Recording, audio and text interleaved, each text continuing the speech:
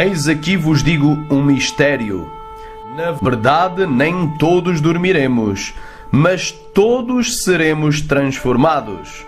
Num momento, num abrir e fechar de olhos, ante a última trombeta, porque a trombeta soará, e os mortos ressuscitarão incorruptíveis, e nós seremos transformados.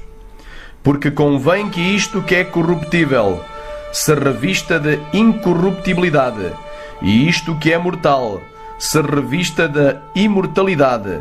E quando isto que é corruptível se revestir da incorruptibilidade, e isto que é mortal se revestir da imortalidade, então cumprir-se-á a palavra que está escrita: tragada foi a morte na vitória. Onde está, ó morte, o teu aguilhão? Onde está, ó inferno, a tua vitória? Ora, o aguilhão da morte é o pecado, e a força do pecado é a lei. Mas graças a Deus que nos dá a vitória por nosso Senhor Jesus Cristo. A partir deste momento vamos iniciar mais uma série de perguntas e respostas bíblicas intitulada A Trombeta Final. Série profética A Trombeta Final, parte 9. Mateus 24 é só para os judeus ou é para a Igreja?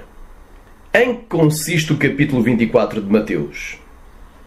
O capítulo 24 e o capítulo 25 de Mateus, conhecido popularmente como o Sermão do Monte das Oliveiras, consiste no sermão profético de Jesus e é uma exposição escatológica em que Jesus irá falar acerca dos sinais da sua vinda e do fim dos tempos. E como já vimos em estudos anteriores, o arrebatamento da Igreja mencionado em 1 de Tessalonicenses capítulo 4, versículo 17, se dará precisamente na vinda do Senhor Jesus, mencionada no versículo 15 do mesmo capítulo e livro. E se o arrebatamento da Igreja se dará na vinda do Senhor Jesus, então Mateus 24 descreve todos os sinais que devem anteceder a sua vinda. Atualmente, muitos teólogos e líderes cristãos defendem a tese de que Mateus 24 foi escrito só para os judeus ou só para os israelitas.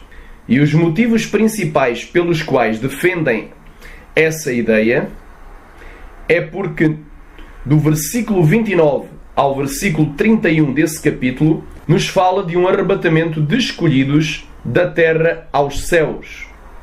E como esse arrebatamento só ocorre depois da grande tribulação, e eles se recusam a aceitar o facto e até mesmo a hipótese de que a Igreja tenha que passar pela grande tribulação e que só venha a ser arrebatada depois da mesma, mas creem num arrebatamento pré-tribulacional, por isso o jeito que eles arrumaram de tentar impor a sua doutrina pré-tribulacional nas Escrituras foi o de reinterpretar esses versículos, dizendo que isso aí é um arrebatamento só de judeus ou só de israelitas no final da grande tribulação. Enquanto que outros dizem que isso aí é apenas um ajuntamento dos judeus dispersos na terra de Israel antes do começo do milénio. Mas, como iremos verificar agora, o capítulo 24 de Mateus é, sem dúvida alguma, uma palavra para a Igreja de Jesus Cristo, por 7 motivos diferentes. Primeiro, as palavras judeu ou judeus, bem como Israel, israelita ou israelitas, não se encontram em parte alguma em todo o capítulo 24 e 25 de Mateus, bem como também não existe em Marcos capítulo 13, e em Lucas capítulo 17 e capítulo 21, que são passagens paralelas a Mateus 24. Segundo, Jesus falou separadamente para os seus discípulos. E os discípulos de Jesus são hoje a Igreja.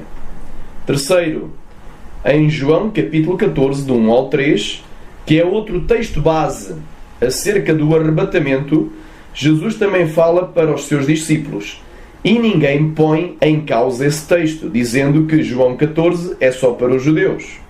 Quarto, os escolhidos que serão arrebatados no versículo 22 e no versículo 31 de Mateus 24 são a Igreja.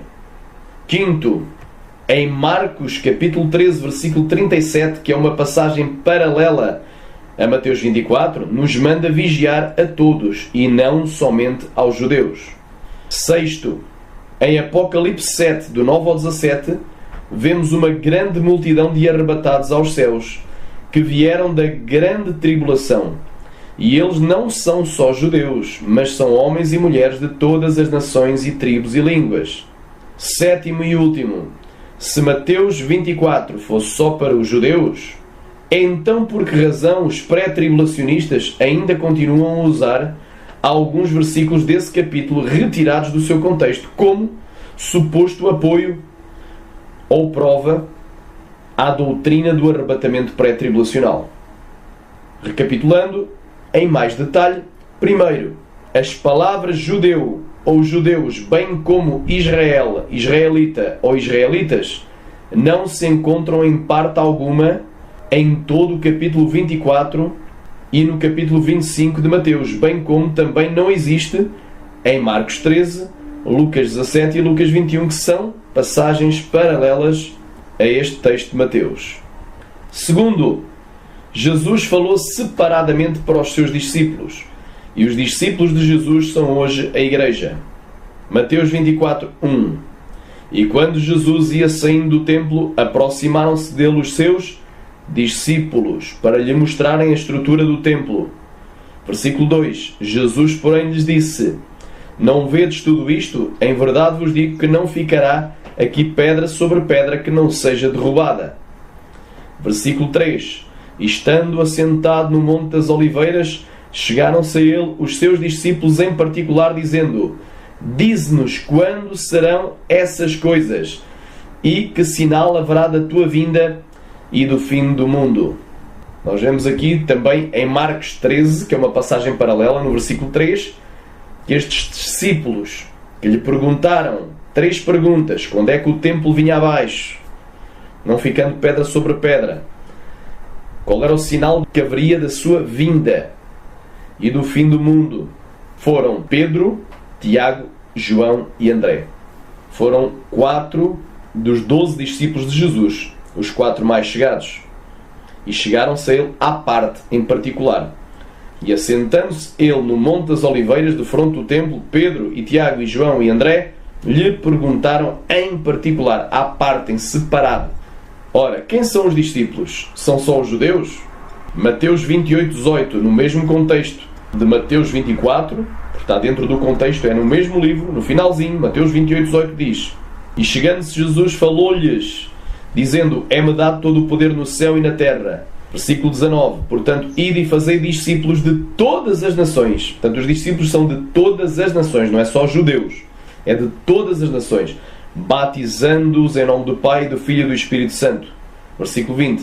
E ensinando-os a guardar todas as coisas que eu vos tenho mandado. Eis que eu estou convosco todos os dias até à consumação dos séculos. Amém. Em terceiro lugar, nós vemos que João capítulo 14, do 1 ao 3, que é um outro texto base acerca do arrebatamento, Jesus também fala para os seus discípulos. E ninguém põe em causa esse texto, dizendo que João 14 é só para os judeus.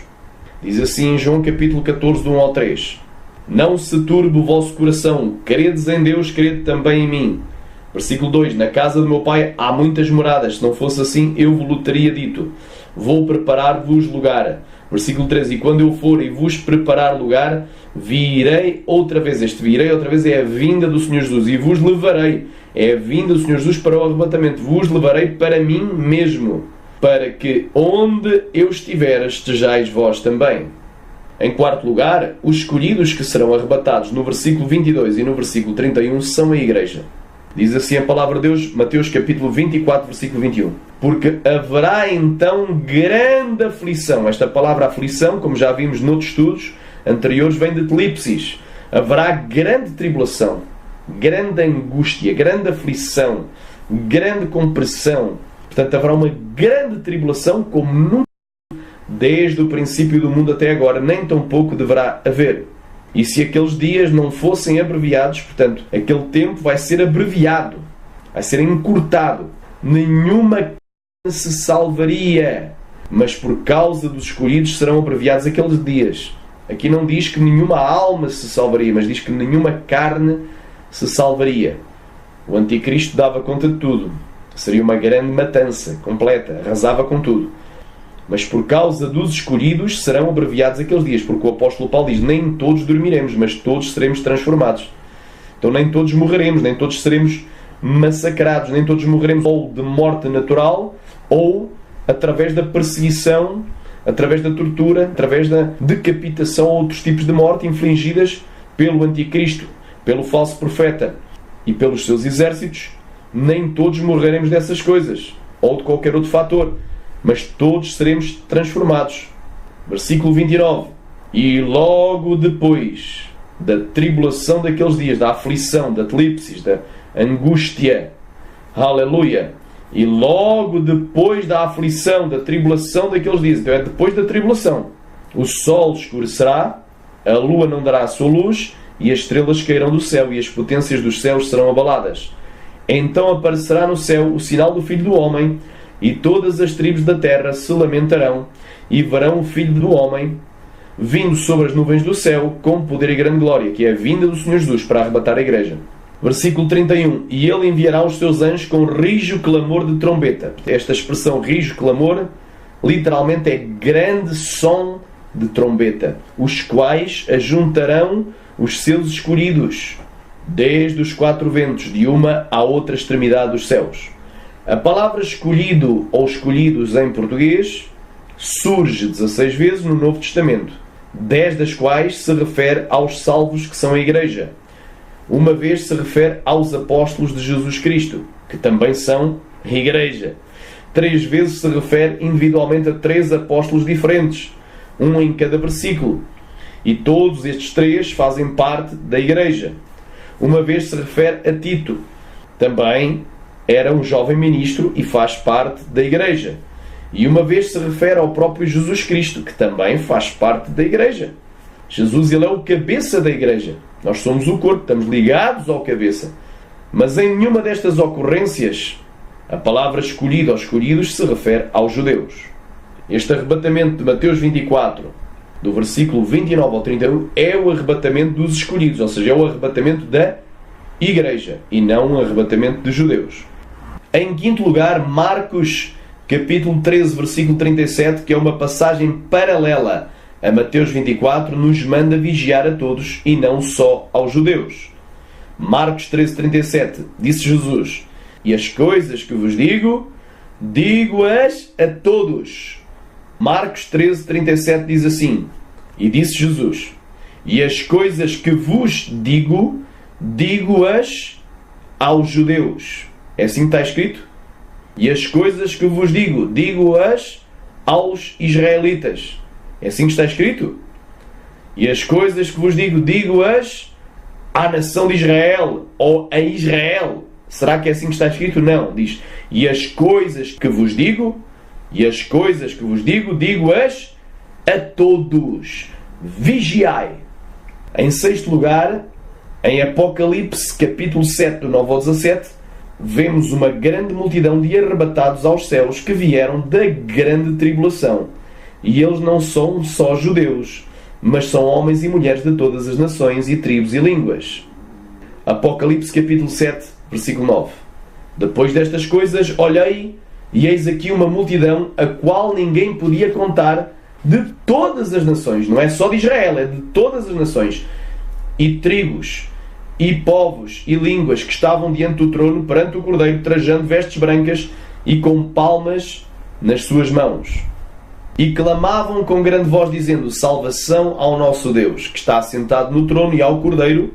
E todos os anjos estavam ao redor do trono, e dos anciãos, e dos 4 animais, e prostraram-se diante do trono sobre os seus rostos, e adoraram a Deus, dizendo: Amém, louvor e glória e sabedoria, e ação de graças, e honra e poder, e força ao nosso Deus para todo sempre. Amém. E um dos anciãos me falou, dizendo: estes que estão vestidos de vestes brancas, quem são e de onde vieram?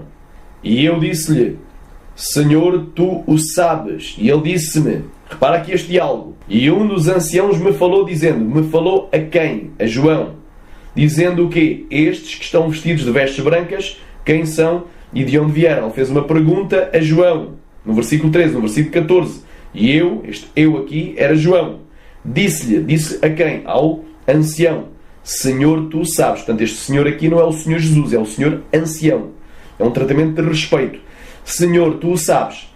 E ele disse-me, ele quem? O ancião disse a quem? A João: estes são os que vieram da grande tribulação e lavaram as suas vestes e as branquearam no sangue do Cordeiro. Portanto, isto é um arrebatamento de um povo que veio da grande tribulação, passou pela grande tribulação e foi arrebatado, depois de ter passado pela grande tribulação. Atenção que esta expressão, lavaram as suas vestes e as branquearam no sangue do Cordeiro. Atenção que eles não compraram a sua salvação com o seu próprio sangue.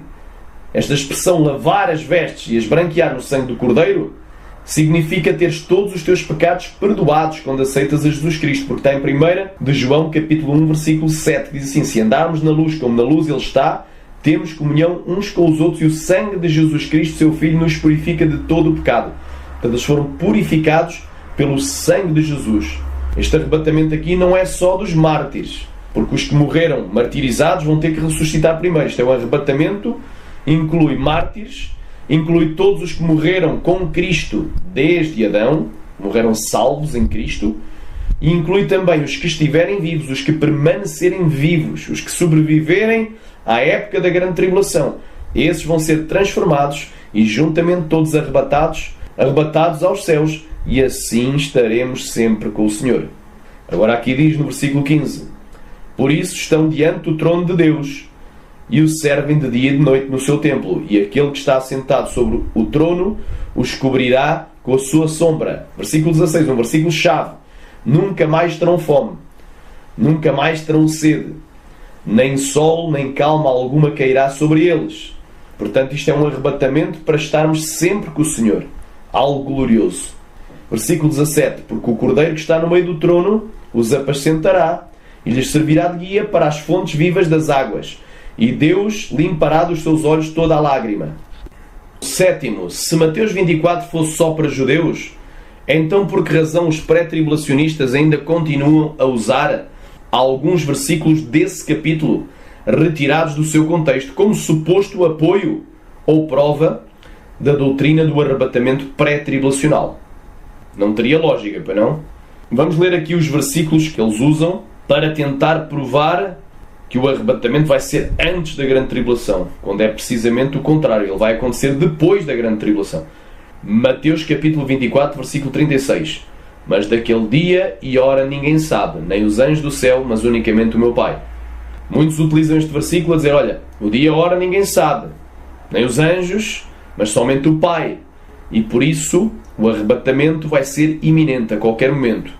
Só que eles esquecem que Mateus 24, este versículo 36, está inserido dentro de um texto que tem como contexto o quê? Qual é o dia e qual é a hora que ninguém sabe? Esse dia e a hora que ninguém sabe do arrebatamento se dará precisamente depois dos sinais da sua vinda. E esses sinais incluem o princípio das dores, com o surgimento do anticristo, com as guerras, com a fome, com a morte, que são os 4 primeiros cavaleiros do Apocalipse, capítulo 6.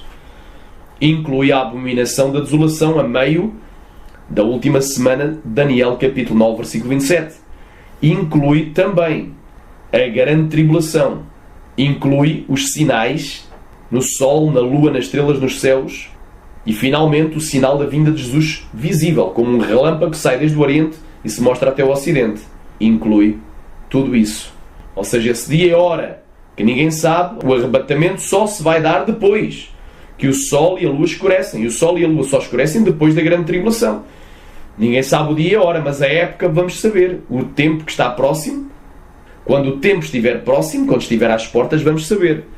Só vai estar próximo depois que inicie a grande tribulação e depois que a grande tribulação chegue ao fim. Que o sol escureça e durante o dia não dê luz e que à noite a lua não dê a sua luz. Só aí é que já vai estar próximo e às portas. Portanto, isto aqui não prova a iminência, a ausência de sinais. Mas apenas que não se sabe exatamente qual é o dia. Não está marcado qual é o dia, mas sabe-se que é depois que o sol e a lua escurecem. O sol e a lua só escurecem depois da grande tribulação. Versículo 37, também é muito utilizado pelos pré-tribulacionistas. E como foi nos dias de Noé, assim será também a vinda do Filho do Homem. Versículo 38. Porquanto assim como nos dias anteriores ao dilúvio, comiam, bebiam, casavam e davam-se em casamento até ao dia em que Noé entrou na arca. Versículo 39. E não o perceberam até que veio o dilúvio e os levou a todos. Assim será também a vinda do Filho do Homem. Deus faz uma comparação da época da sua vinda com os dias de Noé. Agora eu pergunto aos irmãos, será que os dias de Noé eram dias tranquilos, dias calmos, eram dias normais? Ou eram dias anormais? Eram dias anormais. Será que eram dias normais ou eram dias de tribulação? Eram dias de tribulação. Porque a Bíblia diz em Gênesis capítulo 6, literalmente viram os filhos de Deus que as filhas de Adão eram formosas e tomaram para si todas quantas desejaram. E dessa união nasceram gigantes na terra. E estes eram os valentes, varões valentes que havia na antiguidade. A Bíblia também fala que a terra se encheu de violência. Então, toda a terra estava cheia de violência. E a imaginação do coração do homem era continuamente má. Só má desde a sua meninice. Então eram dias anormais. Eram dias em que os anjos, os filhos de Deus, entraram às mulheres, às filhas de Adão. E desta união aberrante nasceram gigantes, seres grotescos, que eram violentos. A violência encheu a terra. E também a imaginação dos pensamentos era só má continuamente. Quem é que comia e bebia, casava e dava-se em casamento? Quem é que fazia a vida normal desapercebido do juízo vindouro? Eram os ímpios que não deram crédito ao pregoeiro de justiça. Porque Deus avisou 120 anos antes a Noé e a sua família. Porque diz a palavra no versículo 39, e não o perceberam. Quem é que não percebeu o que estava a passar? Quem é que não percebeu que viria o dilúvio? Os ímpios, os incrédulos, quem sabe até alguns desviados. Eles não se aperceberam, eles ficaram cegos. Eles estavam dormindo, não estavam vigiando. Mas tanto Noé, como a sua esposa, como Sem, Quem, Jafé, os seus 3 filhos e as suas 3 noras, estavam vigiando e creram na palavra. Estavam atentos aos sinais que viriam o dilúvio. Eram dias de tribulação. Eram dias de aflição na terra. Não eram dias normais. Quem fazia a vida normal eram os ímpios. Faziam a vida normal, mas cometiam impiedade. Impiedade tal que Deus ficou tão irado que enviou o dilúvio. Assim será também a vinda do Filho do Homem. Versículo 40. Então, estando 2 no campo, será levado um e deixado o outro. Portanto, este versículo é usado como prova do arrebatamento da igreja. O versículo 41 também, que diz: estando 2 moendo no moinho, será levada uma e deixada a outra. Estes 2 versículos são a prova. Olha, aqui está o arrebatamento, mas depois eles esquecem-se que o versículo 40 e o versículo 41, dentro do seu contexto, no versículo 29 até ao versículo 31, nos falam do quê? Do mesmo evento. Nos falam de um só arrebatamento. Em Mateus capítulo 24, do versículo 29 ao 31, não é um evento diferente de Mateus capítulo 24, 40 e 41. Portanto, este será tomado um e deixado o outro, se refere ao mesmo evento, que é a vinda do Senhor Jesus para o arrebatamento. Haverá uma só segunda vinda, não haverá 2 nem 3. Versículo 42. Vigiai, pois, porque não sabeis a hora que há de vir o vosso Senhor. Mas considerai isto: se o pai de família soubesse a que vigília da noite haveria de vir o ladrão, vigiaria e não deixaria roubar a sua casa. Por isso estai vós apercebidos também, porque o Filho do Homem há de vir à hora que não penseis. Aqui Jesus está a fazer uma comparação, está a fazer aqui uma parábola e está dando aqui uma história narrativa, não é? O pai de família, ele tem cuidado da sua família. Ele não quer que a sua casa nem a sua família seja roubada. Assim deveríamos ser nós. estar vigiante, estar atentos aos sinais da vinda de Jesus. Muitos usam aqui esta figura aqui do ladrão para dizer que Jesus vai vir como o ladrão. E como Jesus vai vir como o ladrão, o arrebatamento vai ser iminente. E não vai depender de mais. Isso é mentira. Porque em 1 Tessalonicenses capítulo 5 nos fala: vós, porém, já não estáis em trevas, para que aquele dia não vos surpreenda como ladrão. Eu vou perguntar, nos dias de Noé, quem é que foi surpreendido? O juízo de Deus veio como um ladrão para quem? Foi para Noé e para a sua família? Ou foi para os incrédulos? Para aqueles que não deram crédito à palavra? Foi para os incrédulos. Jesus vai vir como um ladrão. Mas é para os incrédulos. Nós, porém, já não estamos em trevas, para que aquele dia não nos surpreenda como ladrão da noite. Versículo 44. Por isso estáis vós apercebidos também. É para estar apercebido dos sinais. Para estar olhando para os sinais. Porque o Filho do Homem há de vir à hora que não penseis. Agora nós vamos ler todo o contexto destas passagens que os pré-tribulacionistas usam fora do seu contexto para tentar provar que o arrebatamento vai ser secreto, que vai ser um arrebatamento invisível, que vai ser algo secreto, vai ser algo inaudível, vai ser algo iminente e vai ser pré-tribulacional e vai ser um arrebatamento impessoal. Muitos até dizem que Jesus não vem em pessoa, mas isso é um tema para tratar noutro estudo. Portanto, Mateus 24, do 36 ao 44, esta porção de Mateus, eles dizem que isto se refere ao arrebatamento, enquanto que Mateus 24, do 1 ao 35, é a vinda de Jesus. Portanto, eles dividem Mateus 24 em duas partes. Dividem onde não devem dividir. Sacam o texto fora do seu contexto e geram pretexto para estipular, para fazer uma heresia e enganar o povo. Porque não se pode dissociar Mateus 24, do versículo 36 ao 44, dos 35 versos que se encontram antes. Portanto, leiamos todo o seu contexto. E ficará provado que Mateus 24, como um todo, o tema é um só. A vinda do Senhor Jesus para o arrebatamento. Não fala aí de duas vindas em separado. De uma vinda para o arrebatamento e de uma vinda para o Armagedom. Não. Fala de um só tema. Mateus 24, versículo 1 a seguir. E quando Jesus ia saindo do templo, aproximaram-se dele os seus discípulos para lhe mostrarem a estrutura do templo. Versículo 2. Jesus, porém, lhes disse: não vedes tudo isto? Em verdade vos digo que não ficará aqui pedra sobre pedra que não seja derribada. Versículo 3. E estando assentado no Monte das Oliveiras, chegaram-se a ele os seus discípulos em particular, dizendo: dize-nos quando serão essas coisas, e que sinal haverá da tua vinda e do fim do mundo. E Jesus, respondendo, disse-lhes: acautelai-vos que ninguém vos engane. Primeira coisa, temos de tomar cautela, para não ser enganados por ninguém. Versículo 5. Porque virão muitos em meu nome, dizendo eu sou o Cristo, e enganarão muitos. Dentre estes muitos que vão dizer eu sou o Cristo, um deles é o próprio Anticristo. E ouvireis de guerras e rumores de guerras. Olhai e não vos assusteis, porque é mister, é necessário que tudo isso aconteça, mas ainda não é o fim. Porque quando se levantará nação contra nação, portanto se levantará nação contra nação e reino contra reino. Portanto, esta porção aqui é a abertura do segundo selo do Apocalipse. E haverá fomes, a abertura do terceiro selo do Apocalipse. E pestes e terremotos em vários lugares, que vão gerar o que é morte, a abertura do quarto selo do Apocalipse. Versículo 8, um versículo-chave. Mas todas estas coisas são o princípio das dores. Portanto, isto faz parte da primeira metade da última semana de Daniel capítulo 9. Então vos hão de entregar para serdes atormentados. A palavra atormentados é torturados. E matar-vos-ão. E sereis odiados de todas as nações por causa do meu nome.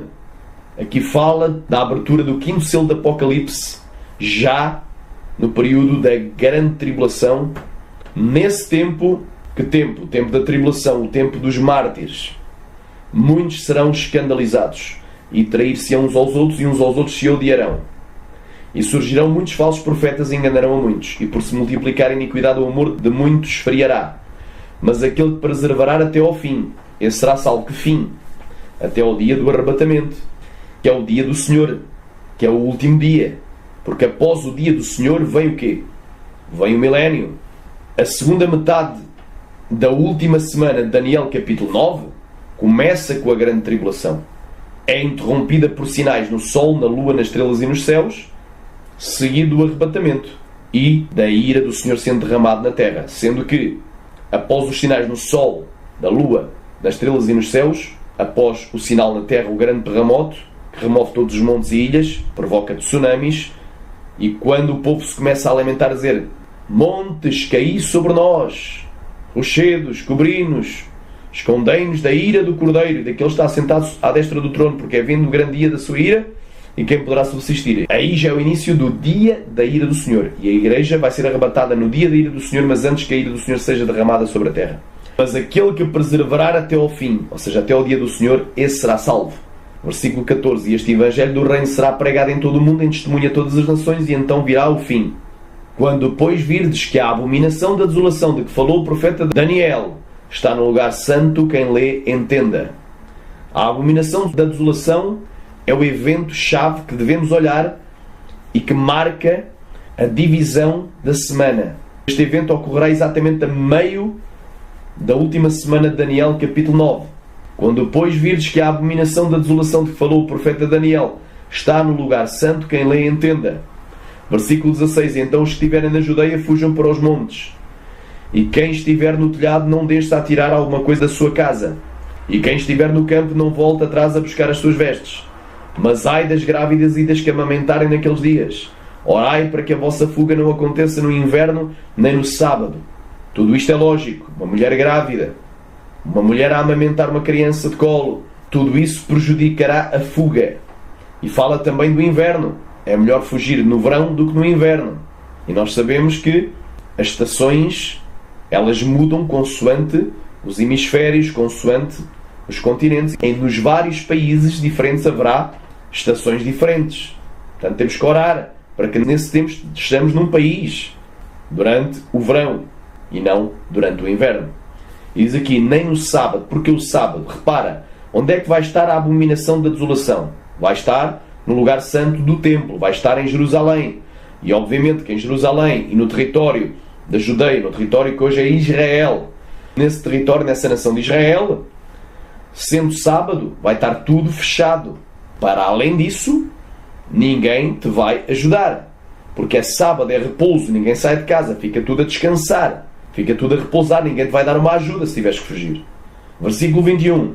Porque haverá então grande aflição, como nunca houve desde o princípio do mundo até agora, nem tão pouco há de haver. Portanto, a grande tribulação só começa, haverá então, é porque não havia antes, após a abominação da desolação, de que falou o profeta Daniel, a meio da última semana de Daniel, capítulo 9. Porque haverá então grande aflição como nunca houve desde o princípio do mundo, nem tão pouco há de haver. E se aqueles dias não fossem abreviados, nenhuma carne salvaria. Nenhuma carne salvaria. Mas por causa dos escolhidos da igreja, serão abreviados aqueles dias. Ou seja, a grande tribulação chega ao fim. E logo depois da aflição, da tribulação daqueles dias, o sol escurece. A lua escurece. Isso vai acontecer. E se aqueles dias não fossem abreviados, que dias? Os dias da grande tribulação. Nenhuma carne se salvaria, mas por causa dos escolhidos serão abreviados aqueles dias. Então, se alguém vos disser, eis que o Cristo está aqui ou está ali, não lhe deis crédito. Porque surgirão falsos cristos e falsos profetas e farão tão grandes sinais e prodígios que, se possível fora, enganariam até os escolhidos. Eis que eu vos tenho predito. Portanto, se vos disserem, eis que ele está no deserto, não saiais. Eis que ele está ali. Eis que ele está no interior da casa, não acrediteis. Porque assim como o relâmpago que sai do Oriente e se mostra até ao Ocidente, portanto é uma vinda visível, como o relâmpago que sai do Oriente e se mostra até ao Ocidente, assim será também a vinda do Filho do Homem. Versículo 28. Pois onde estiver o cadáver, aí se ajuntarão as águias. Agora repara bem neste versículo 29. E logo depois da aflição, da tribulação daqueles dias, portanto a tribulação chega ao fim. Aqueles dias são encurtados, são abreviados. O sol escurecerá e a lua não dará a sua luz, e as estrelas cairão do céu e as potências dos céus serão abaladas. Portanto vai haver sinais no sol, na lua, nas estrelas e nos céus. Exatamente na mesma ordem de Apocalipse 6, do 12 ao 17. Versículo 30. Então aparecerá no céu o sinal do Filho do Homem. Qual é o sinal? É o sinal do relâmpago. É idêntico a um relâmpago que sai desde o Oriente e se mostra até ao Ocidente. É um sinal visível, de glória, de brilho, do Filho do Homem. e todas as tribos da terra se lamentarão. Eles vão dizer: montes, caí sobre nós, rochedos, cobri-nos, escondei-nos da ira do Cordeiro, daquele que está assentado à destra do trono, porque é vindo o grande dia da sua ira, quem poderá subsistir? E verão o Filho do Homem vindo sobre as nuvens do céu, que é a vinda de Jesus para arrebatar a igreja, com poder e grande glória. Versículo 31. E ele enviará os seus anjos com rijo clamor de trombeta, com grande barulho, com grande som, grande sonido de trombeta, os quais ajuntarão os seus escolhidos desde os quatro ventos. A expressão quatro ventos representa os quatro cantos, é o número da terra. Os quatro cantos da terra, as quatro extremidades, os quatro ventos, os quatro pontos cardeais, norte, sul, leste e oeste. Portanto, desde a terra até aos céus, de uma à outra extremidade dos céus. Isto é o arrebatamento da igreja. Versículo 32. Aprendei, pois, esta parábola da figueira. Quando já os seus ramos se tornam tenros e brotam folhas, sabeis que está próximo o verão. Portanto, isto acontece na primavera. Brotam folhas. Há renovos. Sabemos então que está próximo o verão. Está a fazer comparação. Assim como quando na figueira os seus ramos já se tornam tenros e brotam folhas, está perto do verão. Também da mesma forma, igualmente, versículo 33, quando virdes todas estas coisas, que coisas? Quando virdes o anticristo, quando virdes guerra, fome, quando virdes epidemias e terremotos em vários lugares, quando virdes a abominação da desolação, quando virdes a grande tribulação, a perseguição aos santos, os mártires, quando virdes que o sol escurece durante o dia, a lua não dá a sua luz durante a noite, aí já sabeis que ele está próximo e às portas. Só então será iminente. Até então não é. Só depois. Versículo 34. Em verdade vos digo que não passará esta geração sem que todas estas coisas aconteçam. O céu e a terra passarão, mas as minhas palavras não hão de passar. Concluímos, pois, que Mateus 24 não foi escrito para os judeus, mas sim para a Igreja de Jesus Cristo. Na próxima série profética, a trombeta final, parte 10, saberemos se o arrebatamento mencionado em Mateus 24 é ou não o arrebatamento da Igreja.